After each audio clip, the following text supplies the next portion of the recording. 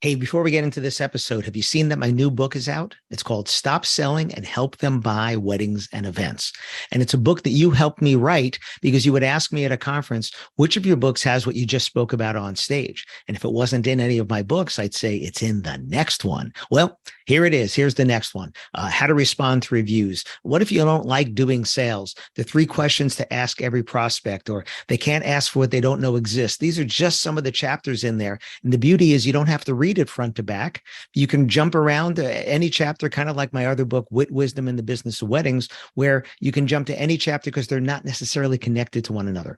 And if you want to get free shipping on a paperback copy, go to shopallenberg.com and use the coupon code podcast. That's shopallenberg.com. Use the coupon code podcast. Get free shipping on me. Otherwise, it's on Audible. It's on Kindle. And if you go to podcast.allenberg.com, the links are all there as well.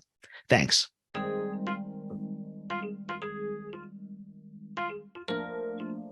Should you use a virtual assistant because your staffing is so tight? Listen to this episode and find out. Welcome to another episode of the Wedding Business Solutions Podcast. I'm your host, Alan Berg. I'm a speaker, author, sales trainer, website reviewer, and I help businesses like yours sell more, profit more, and have more fun doing it. Enjoy this episode. Hey, it's Alan Berg. Welcome back to another episode of the Wedding Business Solutions Podcast. I am so happy to have my friend Ryan Angott on to talk about virtual assistants. Ryan, how you doing today? Hi, great, Alan. How are you? You know, you and I go way back because you were running arguably one of the largest catering companies in the country. You were VP of sales, right? Sales and marketing, yes. Yeah. And that's how we met. And then you've gone in and out of that and gone into other things and come full circle here.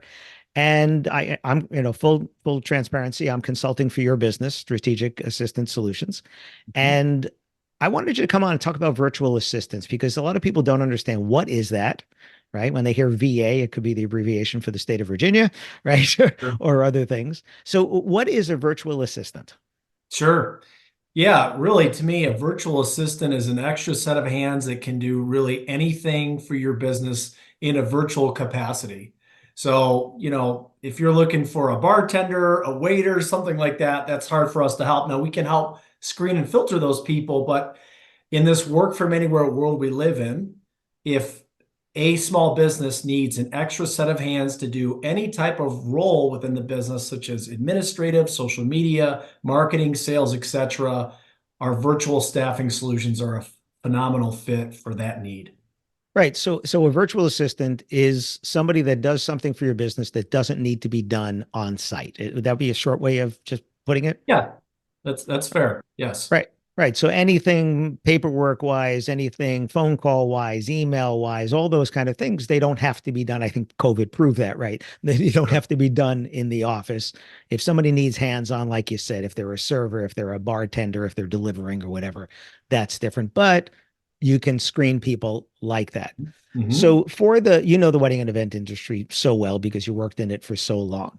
Mm-hmm. And, I'm sure way back, not that long ago, but way back when you did that, you hired somebody and they were going to work in your office, right? That's what it was going to be. But a lot of people listening, staffing is tight. I mean, we don't have to tell people that. I hear people shaking their heads just listening to this. Staffing is tight. So what would you say are some of the major things that somebody could use a virtual assistant for that they might not have thought of, like, administration stuff? They think, okay, virtual assistant, there you go. But what are some of the things people are using VAs for that they might not think, might not have thought of? Sure. Yeah, I mean, there's really been a dramatic shift in the entire working landscape in the world since COVID. COVID really changed everything. We all know that. And now, there's a real boom in the VA industry for that reason, because it's much more acceptable to be virtual than having to have somebody on site. So I think the old adage was a VA is just an admin assistant to do things, every, small administrative task for your business, but it's really taking on a whole new meaning and a whole new way to view your workforce in a global economy with the tools and technology and the virtual enablement that's out there. The VA world has really become VS, which is virtual staff. And, I view virtual staff, as you know, Alan, I've got a couple businesses. And I start off as a client in this business, needing different people to do different things.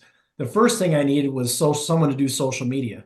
Social media is the bread and butter for almost any small, really any business of any size to communicate your message and value proposition in a digital means, all digitally. So you don't need anyone on site for that. So just that in itself alone can be a full or part-time job, which to me, a VA doesn't really need a social media manager. But that's a great example of one type of use case for a non-administrative assistant type of role that we often fulfill with our company SAS, which is strategic assistant staffing. Okay, so something else is sales, right? And that one kind of surprised me a little bit because, again, in the wedding and event industry, you think, okay, if they're sales, they're in your office, they're doing sales. But we know that, again, COVID kind of proved that a lot of people can do sales remotely, right? Mhm. Whether it's on the phone, whether it's through email, through messaging, through Zoom, whatever, or part of the sales roles. And I know for your business, right, you use a virtual assistant for doing sales stuff. So Mhm. what kind of things for the wedding and event industry do you see VAs being able to do? Sure. Yeah, and I see really, the model we built at SAS is really no different than having somebody, I live in Detroit, the Detroit area, having somebody down the road. I mean, just Okay. because they're virtual, they really are an extension of your team. Their email, their LinkedIn profile. I mean, we try to be a chameleon to whatever business our virtual staff are working on. So when the client calls in, whether it's a venue, a DJ company, a florist, whatever it may be, that person could either answer the phone and have a line routed to them, even though it's across the world, or oftentimes, as we know, probably 80, 90% of inquiries come in online through an RFQ, RFP, or something of that, or an email. And that VA could respond to them really as an extension of that business and follow a scripted procedure, which by the way, you'd be doing here anyways. When I worked for a decade with one of the biggest for Continental, one of the biggest catering venue arms in the US, we had a very scripted, methodical process. We'd qualify people, we'd ask a series of questions, we make a connection, and then we'd sell the visit. And essentially, we've bottled up that 10 years of working formula into our SaaS virtual staff to sort of plug and play into different businesses in the world or in the US specifically. So it's just a proven formula. So, yeah, a salesperson that's trained that knows our background and methodology that we use at Continental to have someone come into your business to drop in and act as a salesperson or appointment setter is an easy use case that often clients hire us for. Right. So again, teaching somebody how to respond to an inquiry, how to follow up, how to then make that appointment, whether in some cases they could do the appointment because it could be done remotely, or in other cases, like with a venue where it's going to be a tour, scheduling that appointment so they're doing a handoff, which I have a client who's got many, many venues and they use a call center. And that call center is basically the same thing. Are they virtual assistants? Kind of, right? Yeah. Because they're not going to do the tour. They're going to hand that off to somebody at the venue doing that. So a process. And by the way, when you were at Continental Catering, which you brought me in many times, we worked together on that. Yep. When we did our secret shopping, which is a previous episode, when we did our secret shopping, they were one of the best in following up in terms of the numbers of. So they were definitely following that procedure. If that's the procedure you're teaching, that's going to be a good one because we know how Sure. bad people are at following Sure. up. So extension in terms of Salesforce there, administration, that obviously makes sense. But what are some other things that could fall into a bucket like that? I mean, to me, when you talk about, I mean, you're the sales maestro in the industry. I mean, from the sales, when you talk about a business value proposition, I think you said it best at Wedding MBA in your seminar. I think 18% of venues didn't even respond to an Yeah. inquiry. Yeah. And if your average catering, that's a venue, if your average bill is 10 grand, I mean, there's so much money to be left on the table. Yeah. So, to have just someone call it part-time, 20 hours a week, and because our rates are so darn affordable, I mean, you're talking a little, maybe $1,000 a month to have somebody that's dedicated to your account that's doing that type of sales development work just as a layer, or someone for immediate feedback, that's when you really provide huge value and impact, because just by booking, two, three more in a year from that added follow-up, you're by far covering the expense of that labor, and then growing to be above and beyond, which is all stacked on profitability. So it makes a lot of sense. And another thing is that I think you and I uncovered this a long time ago. We live in a society where people want things now, immediate. Well, oftentimes that I have found in the wedding and event world, everyone's spread too so thin. They're wearing a half dozen hats. Oftentimes the person that's the salesperson is doing the venue tour and making quotes and doing some social media and blah, blah, blah, blah, blah, where they're not really spending that much dedicated time on actual sales activity. Well, what happens is, as you know, statistically, a bride will fill out a form at some hour of the day, and it takes 1, 2, 3 days for that person to actually follow up with them. Well, by that time, they've probably already been on a half dozen competitors' websites. Your news is old news. It's been, they remember it, but it's not as hot and relevant. And what we found at Continental was that we set a mandate that every RFP or any inquiry that came in online, we set a 15-minute threshold to get back to them. So we'd call them, email them, and text them. Hey, Cindy, we got your inquiry for Infinity Ovation, whatever it may be. We'd love to talk. When is a good time, mornings or afternoons or right now? And we try to get them on the phone because it was hot in their mind. And I'm using that example as a great technique, which I know you've, mentioned many times about the time to follow up. And that is a huge differentiator that we often see high impact and value to our clients as a way, because that's really hard and not practical oftentimes, Alan, with today's Yeah. workforce, because they're spread so thin. But I have that extra layer to help with that really increases appointments, which increases sales. Right. And this is not just for venues, not just for caterers. This is anybody. If you think about it, most people in the industry have an average sale that's in 4 figures, many of them in 5 figures, right? So how many sales are you losing because you don't get back fast enough? And not even, 1, 2, 3 days. You get back to them in 4 hours and somebody else got back to them in 15 minutes, like your team was doing, Yeah. right? We know that one of the stats from the Knot was that about half couples say they choose the first one who gets back to them.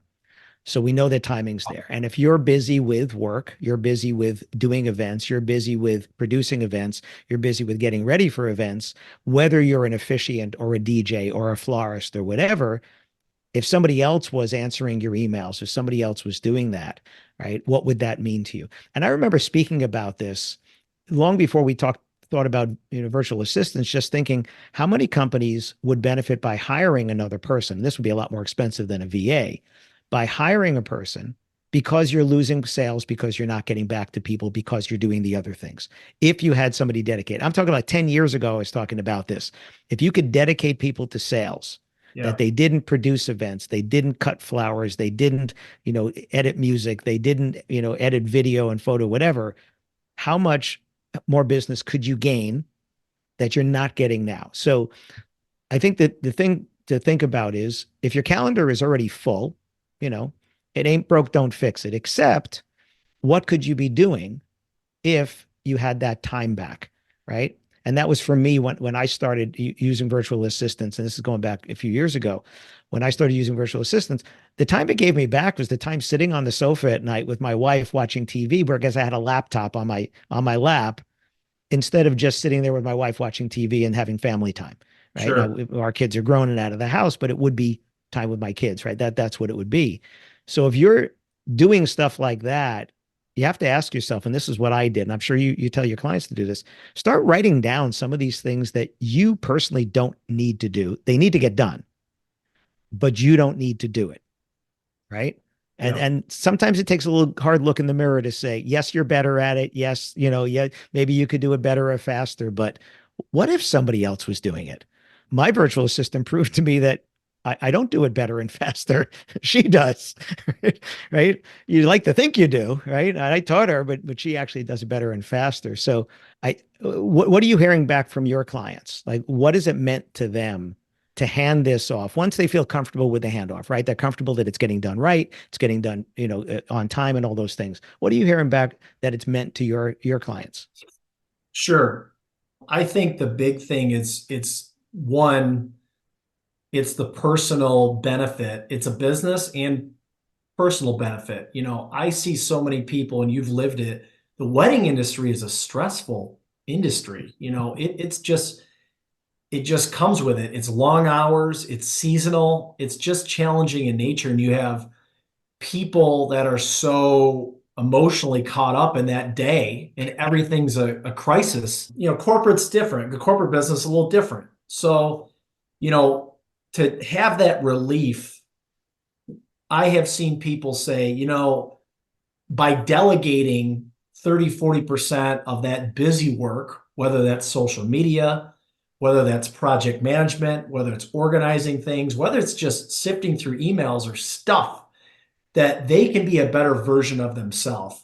If you were to get back 40, 50% of your week just to focus on strategy or the big relationships, or guys, we're gonna focus on a new strategic initiative to pick up 20 new corporate clients in 2024. And here's the ones we want to go after, and how we're gonna, methodically go out and do that. Like, using your time to think strategically for growth or initiatives that really make an impact is what I often hear is the real value and outcome to clients that use us. So you can cut off all the kind of the fat in the diet.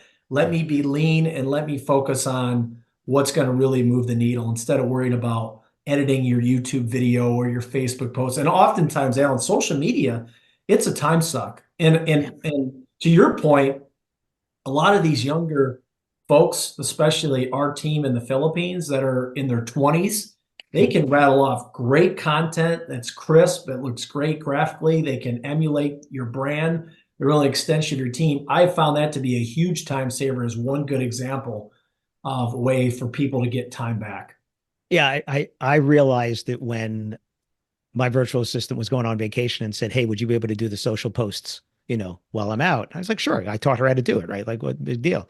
Oh my gosh. Then I had to do it. And I'm like, wow, I have not been doing this for Right. so long, for months. I'm sure Right. it took me longer just to get back into the swing of things on that.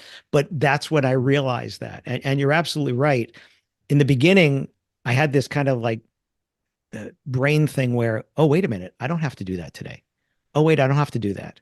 No, I don't need to do that. Oh, I can just shoot off an email, right? Like you do with your V. I could just shoot off an email and say, hey, could you do this? And then just walk away. And then it gets done. And there you go.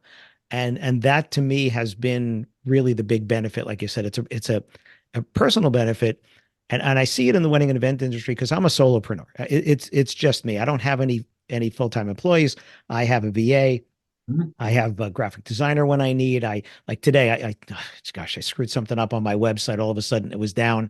I reached out to the guy that does the hosting. If you didn't hear my episode on hosting with Kyle from Overholics, definitely use Kyle from Overholics because he's fantastic. Because he got my site back up. I said, "Here's what I did. I screwed it up." He said, "Okay, do this, do this." Boom, site was back up again. Right. So we use that. We're outsourcing stuff already, right? I think this is just another way to be outsourcing. And the wedding and event industry before COVID was so dependent on add another person, add another person. And even if they were a 1099, they were coming into your office and stuff like that. But now it's just, you just need to get it done, right? You just Yeah. need to get something done. Doesn't matter where they are. And you mentioned that your team is in the Philippines. So why the Philippines as opposed to, anywhere else in the world, let's just say. Sure. Yeah. The Philippines has been the outsourcing capital of the world for really as long as this model has happened. And this VA industry was kind of coined almost 25 years ago by a guy named Tim Ferriss, called the 4 Hour Work Week. Yeah. And we're essentially kind of applying that model, but just with a twist to the wedding and event industry. So the Philippines is, I was there. I'm planning my next trip in April. It's a fantastic country. The people are so kind, courteous. The culture is phenomenal.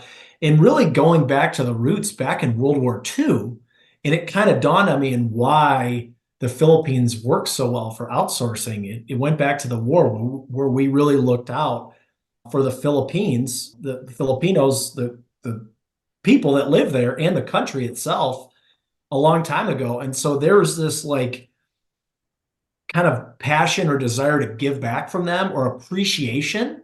Mhm. And that it's a different mindset, a different attitude. So when our virtual Filipino staff is working on an account for whatever business that is, they take it so it's so meaningful, it's so prideful. It's like a badge of honor to work for a US based company.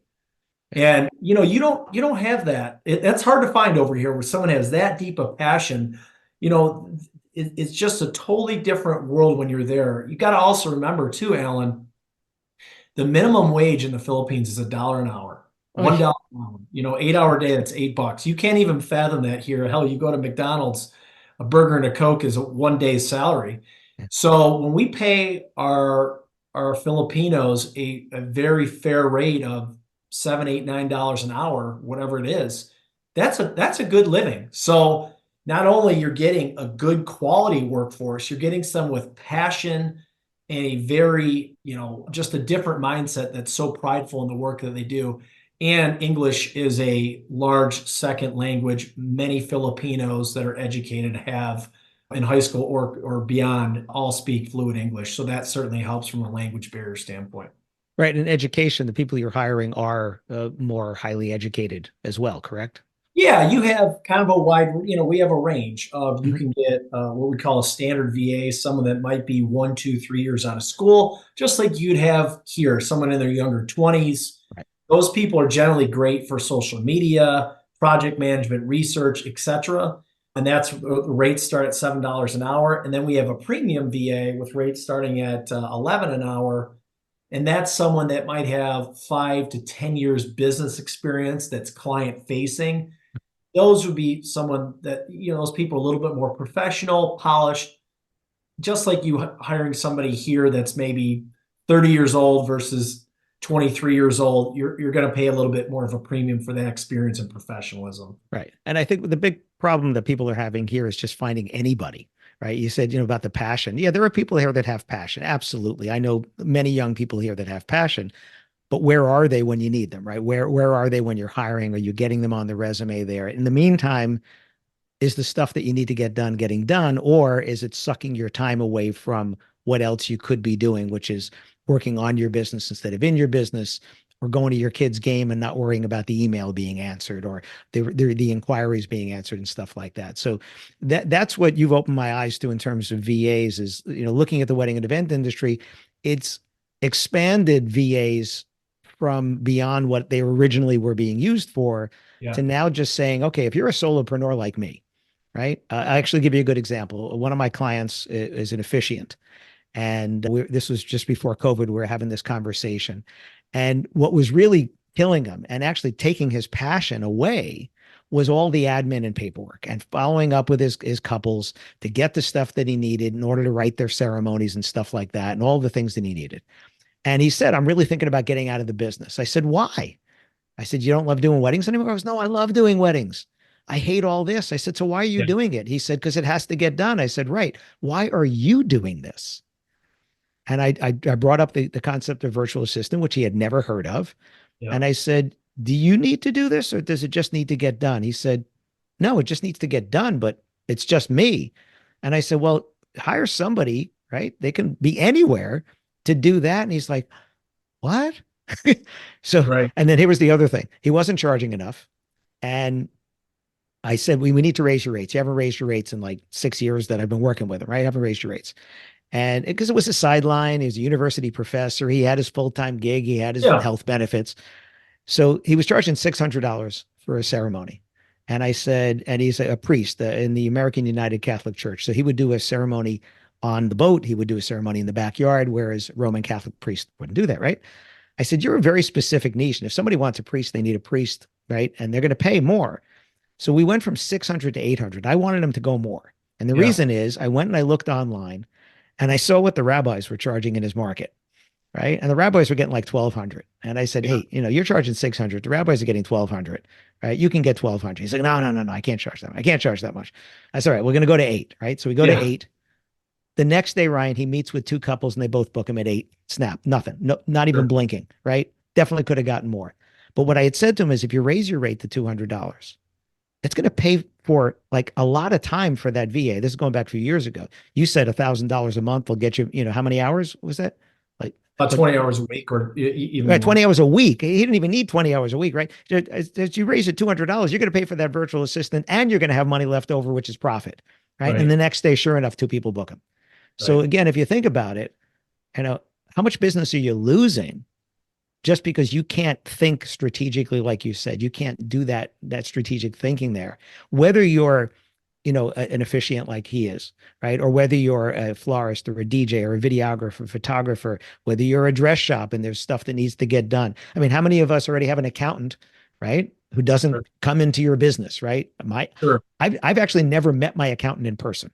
I've Same. only spoken to them on the phone, send them my QuickBooks file, right? There you Same. go. Anytime I need somebody there. So we're already doing this.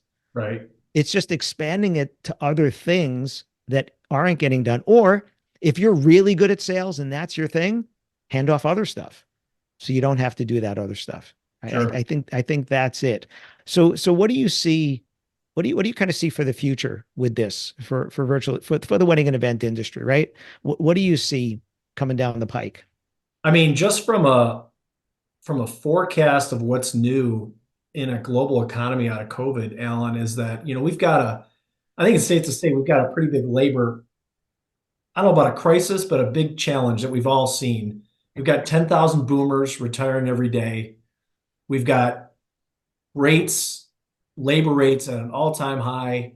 You can say we've got a somewhat of a demotivated younger working generation. And not to like that's a fault of anything. It's just kind of what people it takes some time, more time now to find your happy place and what works. And we all know that I think the job time per employer is like 18 months. These people are rotating in and out all the time, and that's tough for a small business and the seasonality and all the above.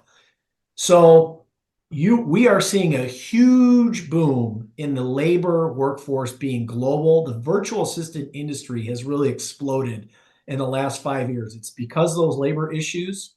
It's you have now we're out of COVID being you got labor issues, a virtual workforce is acceptable, and the technology is so darn good that you can I call my VAs. I mean, I have calls.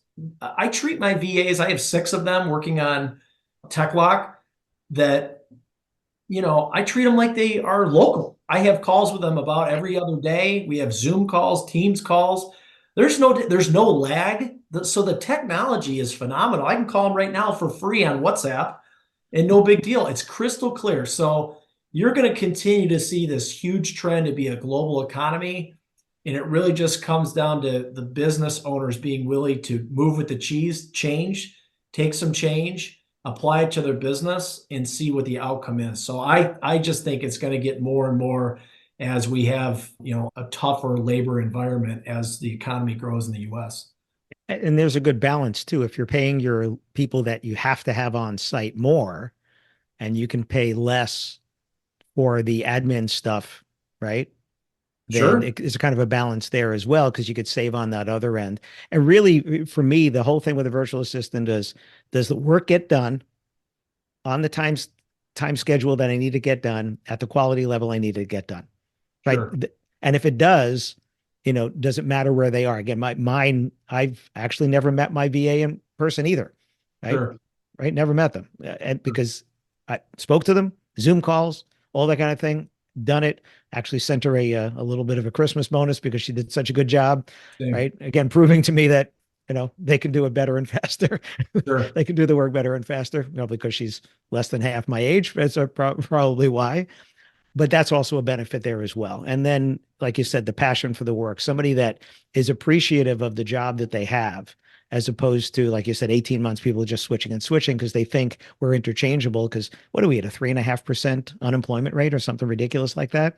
Right. Right. Everywhere you go, people are just understaffed. Every place we go, people are understaffed. So this is a way to staff up. Virtual assistants is a way to staff up, whether you have somebody already that you know that can do that, right? Like a former bride or a groom that worked for you that can take on some labor.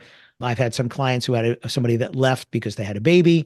They wanted some part-time work. They can do that. That's VA. Or using a company like yours, which is full-time, where you're going to get people dedicated to you, learn your systems, do all that kind of stuff, and they don't have to necessarily be on site. So thanks for coming on and talking about this, because a lot of people don't understand, what is a virtual assistant? What is a VA? How could I possibly do it? Because it's just me. I'm just a small business, but you're a small business that has stuff that needs to get done. Sure. So we're going to have it in the show notes anyway. But Ryan, if people wanted to find out more from you, right? If you wanted to have a consultation, just, talk to you about, could this work for my business? What would it cost? What would it entail?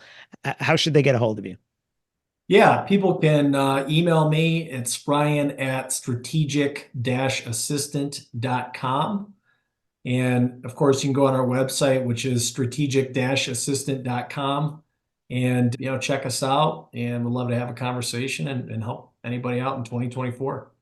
Fantastic. Well, thanks for joining me. And again, it's in the show notes, but you can get a hold of Ryan. He'd be happy to talk to you about your business and how it can help, just the concept of VAs or, using his company either way. So thanks for joining me. Look forward to seeing you again. Thank you. Thanks for listening to this episode of the Wedding Business Solutions podcast. If you liked it, please subscribe to this channel and post a review on your chosen platform, Apple Podcasts or whichever one. If you have any questions about anything in this episode or any of my episodes, email me directly at alan@weddingbusinesssolutions.com or visit my website, alanberg.com, alanberg.com. If you have any suggestions for future topics or guests that you'd like to see, please again, email me or visit my website. Thanks for listening.